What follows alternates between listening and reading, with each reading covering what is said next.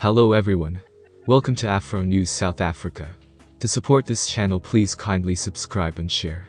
Turn on the notification bell so you won't be left out in any video. Political parties and culture activists have criticized Sport, Arts and Culture Minister Nathi Mtherhwa for his growing appetite to spend money on projects that the public don't view as urgent service delivery key issues. The outcry follows reports that Mthethwa's department was set to announce a 30 million rands National Philharmonic Orchestra program that was approved in 2018. From the outset, we wish to state that we recognize the central significance of arts, culture and heritage in the cultural, social and intellectual life of the country. However, in light of the recent poor decisions being made by the department among others, the much criticized 22 million rands monumental flag project, as well as the department's highly publicized struggles to support artists during the COVID-19 pandemic, one must ask if the establishment of this new orchestra is feasible and affordable, said IFP Chief Whip in the National Assembly, Naran Singh.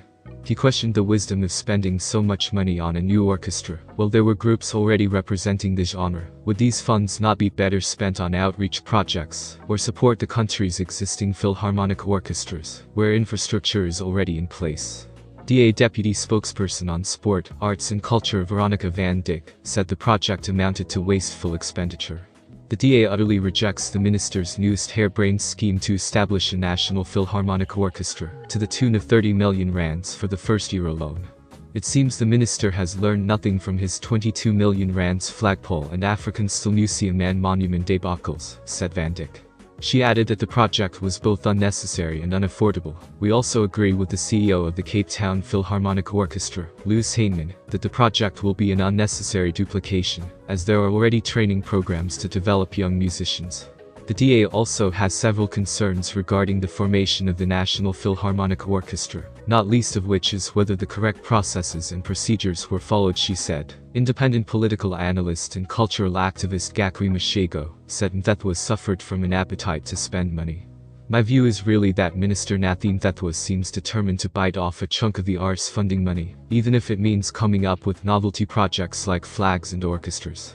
South Africa has a rich musical tradition that is instrumental.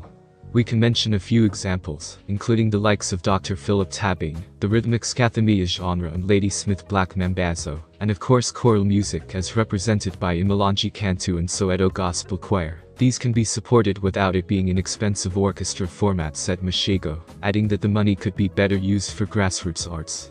What the minister should be spending the money on is training youth on the manufacture and production of traditional and non-traditional musical instruments, such as mbira, flute, guitars, conga drums, cowhide drums, bongo, penny whistle, harp, among others.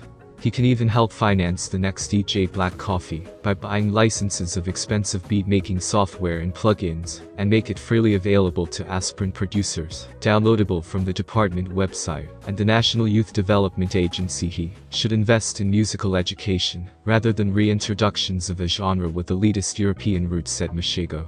Departmental spokesperson Masachaba Kumalo did not respond to text messages sent to her phone for comment.